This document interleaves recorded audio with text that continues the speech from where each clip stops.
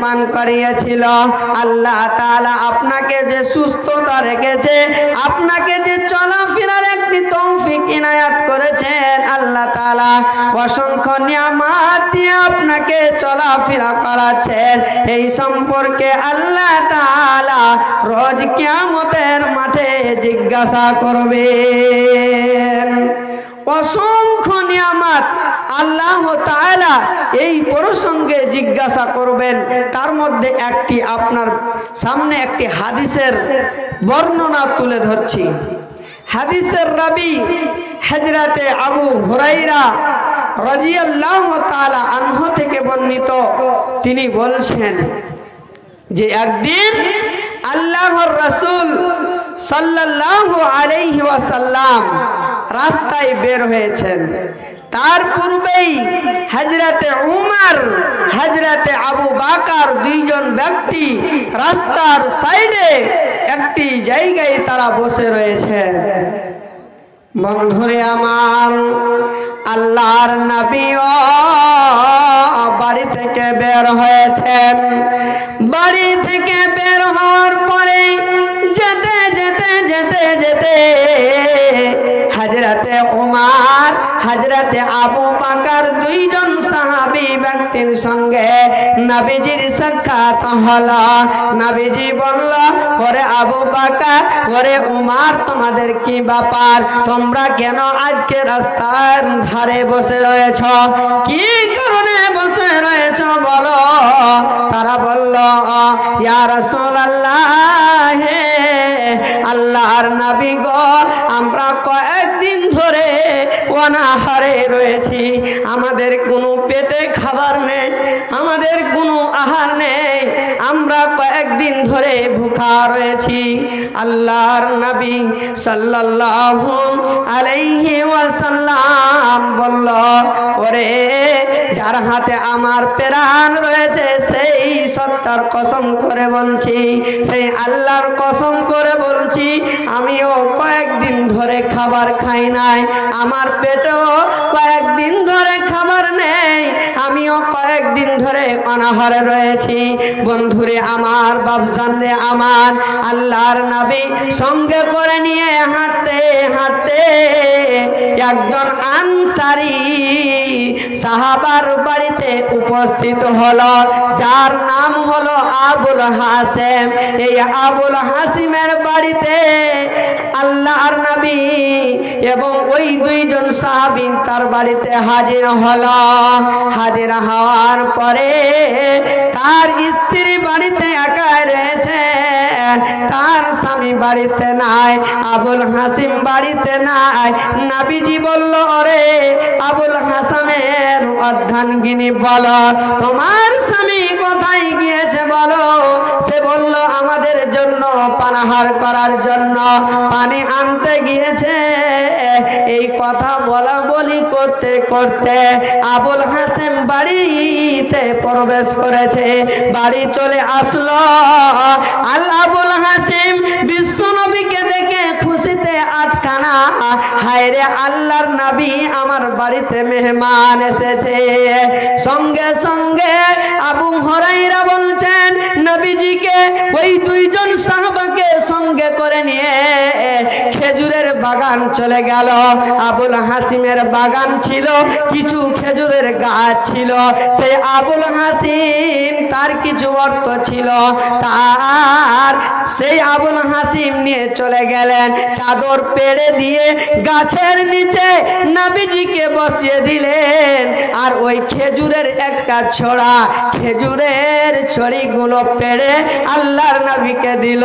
আল্লাহর নবী বলল, ওরে আবুল হাসিম, কিছু খেজুর আমাদেরকে পেড়ে দিতে, কেন তুমি পুরো খেজুরের ছড়িটা পেড়ে দিলে?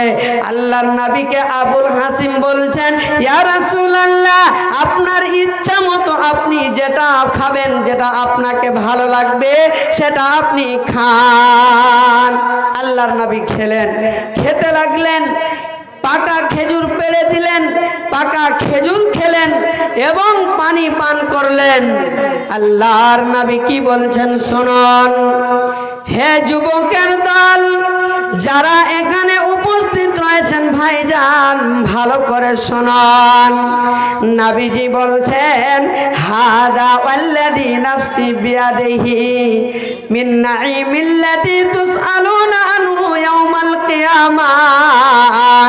হে আবু বকর, হে হযরতে ওমর, তোমরা মনে রেখো রে, মনে রেখো, মনে রেখো, রোজ কিয়ামতের মাঠে আজকে যে আমরা পাকা খেজুর খেলাম, এই গাছের নিচে থাকলাম, আমরা ঠান্ডা পানি পান করলাম, আমরা কয়েকদিন ধরে অনাহারে ছিলাম, আমাদের পেটে কোনো খাবার ছিল না। নবীজি বলছেন জিল্লুন বারিদুন, জিল্লুন বারিদুন মানে পানি আর গাছ। আল্লাহর নবী বলছেন যে গাছের নিচে যে আমরা বসে থাকলাম, জিল্লুন বারিদুন মানে ঠান্ডা হাওয়া, ঠান্ডা ছায়ার নিচে যে আমরা বসে থাকলাম, জিল্লুন বারিদুন ওয়া রুতাবুন তাইয়্যিবুন, এবং পাকা খেজুর খেলাম, ওয়া মাউন বারিদুন, এবং ঠান্ডা পানি পান করলাম। আল্লাহর নবী বলছেন এই কিয়ামতের মাঠে এই যে আমরা পানি পান করলাম, পাকা খেজুর খেলাম, আমরা গাছের ছায়ার নিচে আমরা বসে আরাম করে আমাদের শরীরটাকে আমরা তৃপ্তি পেলাম। শুনে রেখো রে আবু বকর ওমর, রোজ কিয়ামতের মাঠে এই প্রসঙ্গে যতক্ষণ আল্লাহ তাআলাকে উত্তর না দেবে রে, ততক্ষণ পর্যন্ত ডানে বামে পিছনে পা চুল পরিমাণ কোনো দিকে সরাতে পারবে না, পারবে না, পারবে না। মুসলিম সমাজ, আজকে আমরা সেই আল্লাহ তাআলার রিজিক, আল্লাহ তাআলার দেওয়া পানি, আল্লাহ তাআলার দেওয়া সমস্ত কিছু আমরা ভক্ষণ করছি, কিন্তু আল্লাহ তাআলার ইবাদত আমরা করছি না।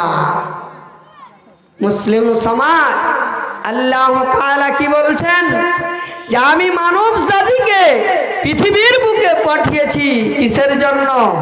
আমার ইবাদতের জন্য। এই প্রসঙ্গে আল্লাহ তাআলা প্রশ্ন করবে। আল্লাহ তাআলা সূরা মুলকের মধ্যে বলছেন আহসানু আমালা, আমি মানবকে পৃথিবীর বুকে উত্তম আমল করার জন্য পাঠিয়েছি, লিয়াবলুয়াকুম আইয়ুকুম আহসানু আমালা, উত্তম আমল করার জন্য পাঠিয়েছি। কিন্তু আজকে আমরা আল্লাহর ইবাদত করছি না। আজকে মেলা বললে মানুষের রাগ হয়। দেখেন 8টা বাজতে যাচ্ছে কিন্তু প্যান্ডেলে মানুষ নেই, কিন্তু দেখেন বাজার বাজারে লোক ঠিক ঘুরছে। মুসলিম সমাজ, এই প্রসঙ্গে আল্লাহ তাআলার কাছে রোজ কিয়ামতের মাঠে আল্লাহ তাআলাকে প্রশ্নর এই উত্তর আমাদেরকে দিতে হবে। চলেন আর একটি হাদিস শোনাই। হাদিসের রাবি হযরতে আব্দুল্লাহ বিন মাসউদ রাদিয়াল্লাহু তাআলা আনহু বলেন আল্লাহর রাসূল সাল্লাল্লাহু আলাইহি ওয়াসাল্লাম বলছেন লা তাযুলু কদামু ইবনি আদম ইয়াউমাল কিয়ামাহ মিন ইনদি রাব্বি হাত্তা ইউসআলা আন খামসিন। আল্লাহর রাসূল সাল্লাল্লাহু আলাইহি ওয়াসাল্লাম বলছেন হে আমার সাহাবার দল, হে আমার উম্মতের দল, তোমরা স্মরণ রেখো রে, তোমরা মনে রেখো রোজ কিয়ামতের মাঠে লা তাযুলু কদামু ইবনি আদম, প্রত্যেকটা আদম সন্তানের ছেলে মেয়েকে হাত্তা ইউসআলা আন খামসিন, 5টা জিনিস সম্পর্কে যতক্ষণ আল্লাহ তাআলা প্রশ্ন করবে, এই 5টা জিনিসের যতক্ষণ পর্যন্ত তোমরা উত্তর না দেবে রে, ততক্ষণ পর্যন্ত তোমাদের চুগ, তোমাদের পা, তোমাদের কদম ডানে বামে সরবে না। মুসলিম সমাজ, ডানে বামে পা কদম আমাদের পা সরবে না। 5টি জিনিস আল্লাহ তাআলাকে যতক্ষণ পর্যন্ত উত্তর আমরা না দিব। চলেন নাম্বার 1 নবীজি বলছেন আন উমরিহি ফিমা আফনাহু বিশ্ব নবী বলছেন রোজ কিয়ামতের মাঠে প্রত্যেকটা মানুষকে আল্লাহ তাআলা জন্ম থেকে নিয়ে মৃত্যু পর্যন্ত যে একটা হায়াত দিয়েছিল, এখনই বললাম আয়াতটা, লিয়াবলুয়াকুম আইয়ুকুম আহসানু আমালা। আল্লাহ বলবেন হে বান্দা, তোমাকে আমি মৃত্যু থেকে নিয়ে 70টা বছর তোমাকে আমি হায়াত দিয়েছিলাম। বলো তোমার ওই সময়টাকে, ওই হায়াত পেয়ে তোমার জীবনটাকে কতটা আমার আমল করেছো, কতটা আমার ইবাদতে কাটিয়েছো। যতক্ষণ পর্যন্ত তুমি উত্তর না দেবে, আমি উত্তর না দেব, কোনো মানুষের পা ডানে বামে সরবে না। অতএব বন্ধুরে, অতএব বাবজান, আপনার বয়স 70 বছর হয়ে গেছে, 50 বছর হয়ে গেছে, এখনো আপনার মসজিদে আসার সময় হয়নি। যদিও আপনি মসজিদে আসছেন, যদিও আপনি 5 ওয়াক্ত নামাজ পড়ছেন, কিন্তু আপনার যৌবনের যে শক্তি ছিল, যে চাহিদা ছিল, সেটা আপনার এখনো কাটেনি। আপনি টিভির দোকানে 5 ওয়াক্ত নামাজ পড়ে আড্ডা এখন পর্যন্ত মারেন। অতএব এই প্রসঙ্গে আল্লাহ তাআলার কাছে রোজ কিয়ামতের মাঠে জিজ্ঞাসা আল্লাহ তাআলা করবে, এর উত্তর না দেওয়া পর্যন্ত আপনার কদম সরবে না। অতএব যদি আপনার জীবনকে, আপনার হায়াত পেয়েছেন, এই হায়াতটাকে যদি আপনি ঠিকমতো অতিবাহিত করেন, আল্লাহর ইবাদতে কাটিয়ে থাকেন, আল্লাহ যেইভাবে আদেশ করেছেন, যেইভাবে নিষেধ করেছেন, সেইভাবে যদি আপনার জীবনটাকে অতিবাহিত করেন, তো আমার আল্লাহ বলছেন, আমার নবী বলছেন, সেই লোকটা পার পাবে, নচেত পার পাবে না, ধরা পড়ে যাবে। দ্বিতীয় নম্বরে চলেন। দ্বিতীয় নম্বরে নবীজি বলছেন ওয়ান সাবাবিহি ফিমা আবলাহু। নবীজি বলছেন যুবকদের ব্যাপারে, হে যুবকের দল, আল্লাহ তাআলার নবী বলছেন যে তোমাকে আমি 20 থেকে নিয়ে ধরে নাও 50 বছর, মানে 30টা বছর, একটা যে যৌবন দিয়েছে, একটা যে যুবক বয়স দিয়েছে, তরুণ তাজা করেছে, এই সময়ের মূল্য কত? এই প্রসঙ্গে আল্লাহ তাআলা প্রশ্ন করবেন, হে যুবক ভাইয়েরা, তুমি ফ্রি ফায়ারে, লুডুতে, তুমি ক্যারাম বোর্ডে, তুমি গানের আড্ডায়, ফেসবুকে, ইউটিউবে তোমার জীবনকে অতিবাহিত করে দিচ্ছ, কিন্তু তুমি আল্লাহর ইবাদত করছো না।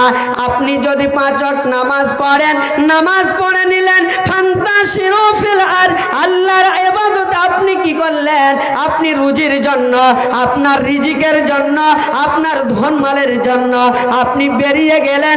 আল্লাহর নবী বলছেন সেটাও যুবকদের জন্য ইবাদত। যদি যুবক, কোন যুবক 5 ওয়াক্ত নামাজ পড়ে, রোজা রাখে, সেটাও লোকটার জন্য ইবাদত। আর সেই লোকটা যদি নামাজ পড়ে আবার দোকানে চলে যায়, আবার দোকান করে, সেই যুবকের জন্য সেটাও হলো ইবাদত। অতএব বন্ধুরে, আপনি আল্লাহর ইবাদত না করে আপনার জীবনটাকে এমনিতেই টলবহল করে যেখানে সেখানে অপচয় করে দিচ্ছে, আল্লাহ তাআলা রোজ কিয়ামতের মাঠে জিজ্ঞাসা করবে। মুসলিম। তাহলে যৌবনের দাম কি মৌলভী সাহেব? যদি আমরা যৌবনকালে ইবাদত করি, তাহলে আমাদের ফলাফল কি? আমরা কি পাবো? আমরা কি পাবো আল্লাহর ইবাদত করলে? যুবক বয়সে যদি আমরা আল্লাহর ইবাদত করি, তাহলে আমরা কি পাবো? নবীজি বলছেন, শোনো, রোজ কিয়ামতের মাঠ একটা কঠিন দিন, যেই দিনে কোনো মানুষের শরীরে কাপড় থাকবে না, উলঙ্গ অবস্থায় থাকবে, খাতনাবিহীন অবস্থায় অবস্থায় থাকবে, চাপ্পাল থাকবে না, বিনা চাপ্পালে, বিনা জুতাতে, বিনা স্যান্ডেলে মানুষেরা সেই দিন উঠবে। নবীজি বলছেন ওই দিনই এমন একটা ভয়ঙ্কর দিন, ওই দিনটাতে মানুষের ঘাম কাউরি হাঁটু পর্যন্ত হবে, কাউরি কোমর পর্যন্ত হবে, কাউরি গলা পর্যন্ত হবে। সেই দিন মানুষের মাথাতে একটা টুপিও থাকবে না, যে ওই মানুষটা একটা টুপি মাথায় দিয়ে সেই সূর্যের ছায়াটাকে একটু কি করবে, রৌদ্রটার আড়াল হবে, সে ছায়া করবে, এইরকম কোনো সুযোগ থাকবে না।